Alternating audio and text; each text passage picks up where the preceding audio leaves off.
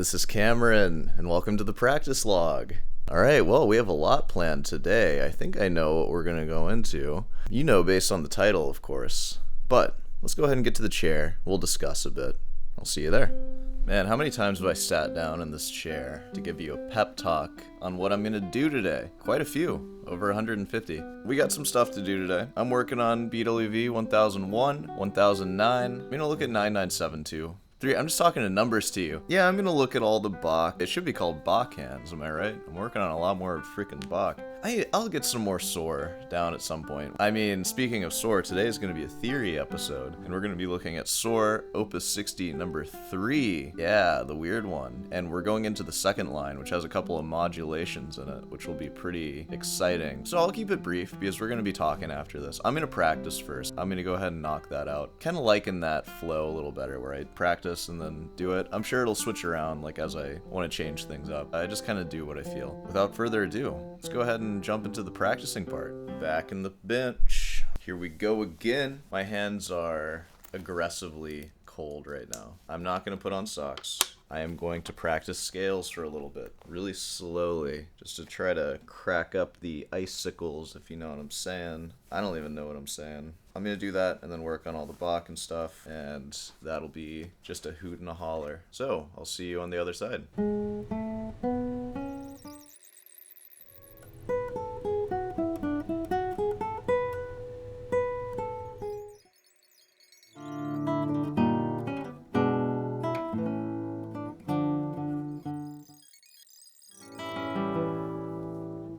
Okay, I think I'm about done. You know, I don't really know what to play for you, because I worked a lot on the Adagio for memory, and that's actually coming along quite well. But I'm not going to play that for you twice in a row. So, let me bring you closer. Hey, you know what? How about I just play the fugue for you? Feeling fuguey? I'm just going to try to play it a new way, a way that I've never played it before. And I'm just going to have fun. I'm going to have fun. I worked so hard on this fugue, I might as well have fun playing it, right? Here we go.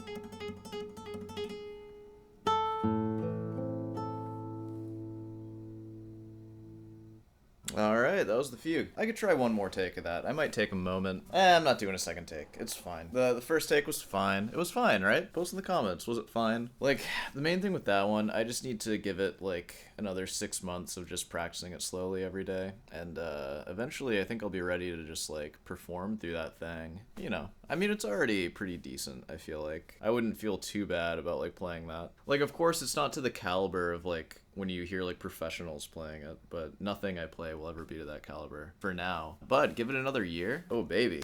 I think it might be there. So, you know, maybe I'm delusional. We'll see. I'm gonna keep working on it, though. Alright, well, I promised you a theory video. We have to continue Op.60 number 3. So, let's go ahead and make our way to the computer, and we will do that. Are y'all ready to get theoretical? As mentioned, this is a continuation of our SOAR Op.60 number 3 analysis.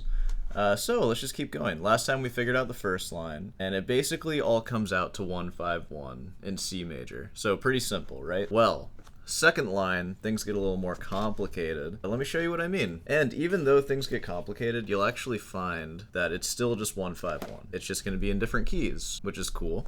Well, so, as we established last time, we're in C major. That is not so important right now, because look at this, we're starting off with a C sharp. What in tarnation is that supposed to be? Let's just go ahead and look at what our notes are. So, we have a C sharp, we have an E, we have an A, and we have a B as well. We're gonna ignore that for now, and then we have another C sharp. So, let's just look at C sharp, E, and A. We have an accidental, which means that we're probably going somewhere outside of C major. So let's find out exactly what chord we have here. What we want to do is find the root of this chord, and we're going to find that by orienting all the notes to where they're stacked in thirds. So right now if we have C sharp to E, which would be a minor third, and then E to A would be a fourth, right? So we're no longer stacked in thirds. So let me actually write out my alphabet. A, C, E, F, G, then we'll repeat back to A. So like C, E, A, we have E, F, G, A, so that's a fourth. That's not gonna work. C is not our root, or C sharp is not our root. I'll go ahead and tell you the answer. A, C sharp, E, there we have a triad. And specifically, we have A to C sharp, which is a major third, and then C sharp to E, which is a minor third. That's going to give us a major triad. We don't know the context of the major triad yet. Are we in A major? I don't know. Let's keep going. First off, we have A, and then I left out the B, C sharp, because we were talking about embellishments up here. A, B, C sharp, those are the rest of the notes. We didn't include B when we were trying to find the triad. B is just a passing tone from A to C sharp, so it's not a chord tone. That's how we're seeing this. So we just have an A major triad here with a little passing tone. Next, let's just look at the strong beats here. So we're resolving C sharp up to D. C sharp is acting as a leading tone there.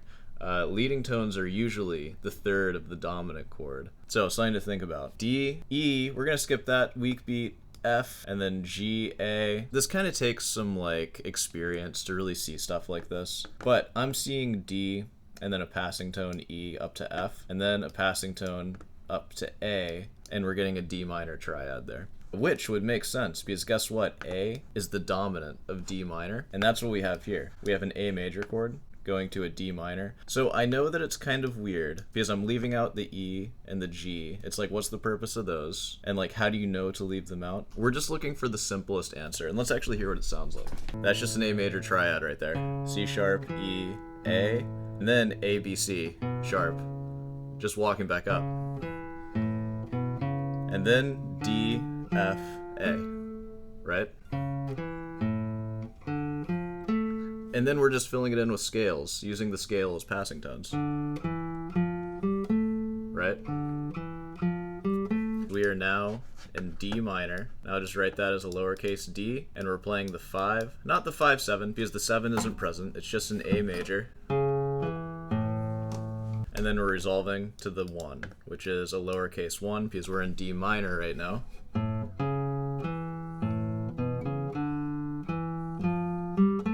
And really the shell of that is just... So you with me so far? Hopefully you see how I came to that, because I really have to rely on like context clues to come to that. When you're analyzing classical music especially, you want to just find that dominant tonic relationship. So we could call this a lot of stuff if we included all the notes, but that's not very helpful, is it? It's much easier to memorize this if you just think of the A major triad going to the D minor triad, and you're just filling in some passing tones in between. Okay, moving on, let's look at what we have here. B flat, G, E, and let's actually just look at that triad. We see our triad shape here, so we can infer that E is probably the root of this. If we have E, G, and then if we imagine a B over here, and it's a B flat, of course. E to G, that's going to be a minor triad because it's E to F is 1, F to G is 2, so 3 half steps. And then G to B flat. G to B would usually be a major, but now it's another minor triad. So minor plus minor, if you remember from the triad video that I made, that's a diminished triad. Whoa! Don't worry though, diminished triads, they do show up in one place. In major, they show up on the 7th, which, keep this in mind. Hold on. I know this is kind of getting all over the place, but in major, think about major as 1, 2, 3, 4, 5, 6, 7, 1. Diminished triad shows up if you stack a triad on the 7, so 7, 2, 4. That makes a diminished triad because it's minor and minor. Right now, we are in D minor. We're not in a major key. If you are in a major key, if you want to go to the relative minor, it starts on the 6th. So we can kind of think of this minor key as like being on the 6th of a major key. What's right next to 6? 7. Why was 6 scared of 7? Because 7 is where our diminished triad lives. E is the root here, and we're in D. D and E are right next to each other. E is the 7th of D. Are you following me? So it makes sense that we could have a diminished triad. And think about this. A diminished triad, you can kind of think of them as like incomplete dominant chords, or like rootless dominant chords. So like E, G, B flat. If you were to go down a major third from the E and C, let me actually play that for you. We have E, G, B flat. That's a diminished triad. Add a C below the E. Now you have a dominant chord, which is of course going to lead to your F. But in this case, I don't think it's going to go to F, which it does, but hold on now. So there are two ways that you could see this. You could see this as a diminished chord on the 2, which is then resolving to F, E, D, and C. So you could see this as a 1 chord, right? We're in F major, which F is the relative major of D minor, so that kind of makes sense. But there's not a whole lot of chord tones here. Like we have F and then we have C. Those are the chord tones of F major. And then everything else, like we can consider that like a passing tone. Kind of a weird way to go. How I see this is that we're still just resolving to a D minor, but we're starting on the 3rd, which is F, and then we're walking the 3rd, 2nd, root, and then flat 7. So we're just going from the 3rd to the 7th of the chord, if that makes sense, which is a pretty common movement, especially in jazz. If you want to think about it all in D minor, I'm seeing 5, 1, and then diminished 7, back to the 1. You could also just see this as going to F major, and then we're just hitting the 5, 7. It's rootless though. There's no C present here, but that's okay. And then we're going to the 1, which is F major. I think you could still kind of interpret that as F major. But let's see what it sounds like to see which one we should go with.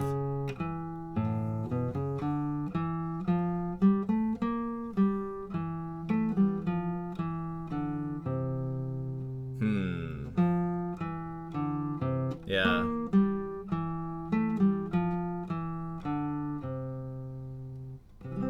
You know, I want to stay in D minor and play the 7 diminished. I'm honestly kind of hearing this as a major chord though, so I think we'll go with the F major dominant 7 to the 1, which is simpler anyways, because we're just changing key, playing a 5-1 again. I could see arguments for either of those. You know, it's fine though. It's whatever helps you memorize it. So that is a 5-7-1 in F.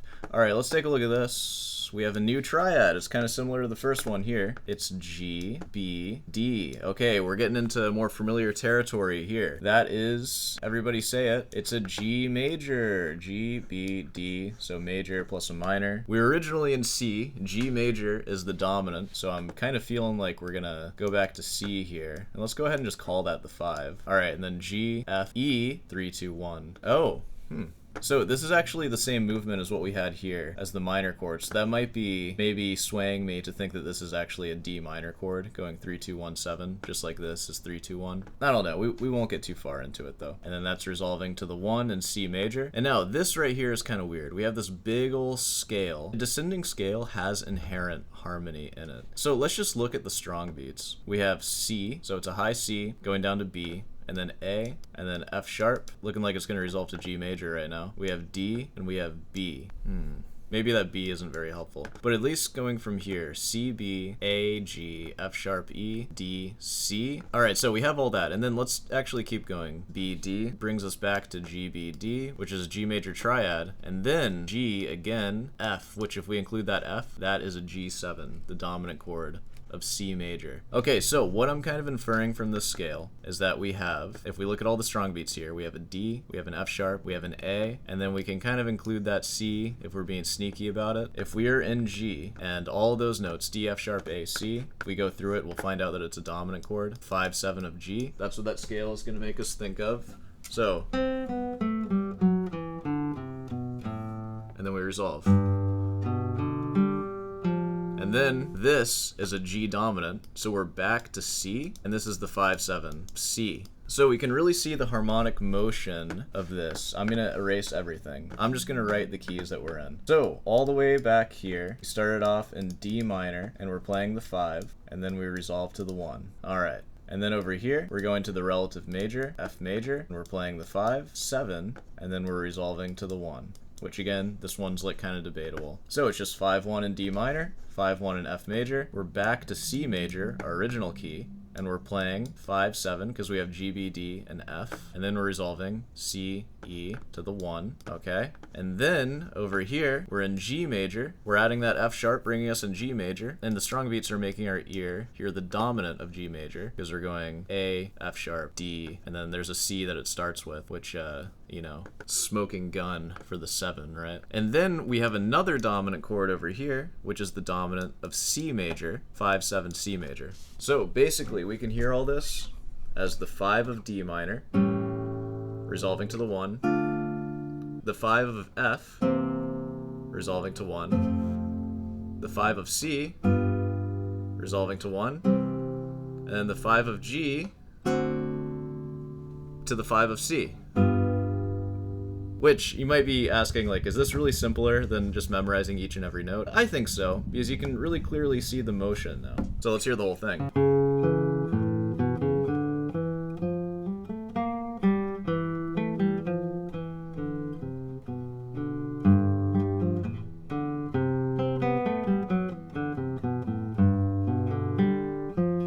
Yeah, so pretty cool. Seems like we're changing keys quite a bit, but it's just a way of kind of condensing everything down. Saying that, we could also think of this whole thing as C major here, and think of this as the 5 of 5, 5-7 of 5, and then just resolving to the 5 also. I didn't catch that, but I caught it at the end, so don't comment about it. Okay, so 5-7 of 5, resolving to the 5. It's really just a whole lot of dominant chords. So, you know, like, what I would do is maybe find the notes of each of those chords and just get comfortable playing them, and then you'll see, like, memorizing this will be a lot easier. I think this might have been a kind of confusing one, and I'm sorry about that, but, you know, if you have any questions about anything, feel free to ask, and we can go into it further. But yeah, that's the second line. You ready for the third line? That'll be coming out in like another 2 weeks, maybe? Alright, well, I think we can wrap this one up here. So, let's wrap it up. Hey, well, you know, if you made it this far, be sure to subscribe, leave a like, all that stuff. And yes, if you have any questions about anything, like I said, feel free to ask them. This was kind of a dense one that was a little bit confusing. You can always cover stuff again. It's fine. There will always be another practice log to talk more. They're never one-offs. The discussion will always continue. Yeah, and of course, if you want guitar lessons, you want me to teach that stuff to you one-on-one, I can do that. That's totally fine. And what else? If you have any questions, of course, I'll answer them in the chair at some point. You've seen that. I did that yesterday, I think. Well, we can pretty much wrap it up here. So, I'll see you tonight.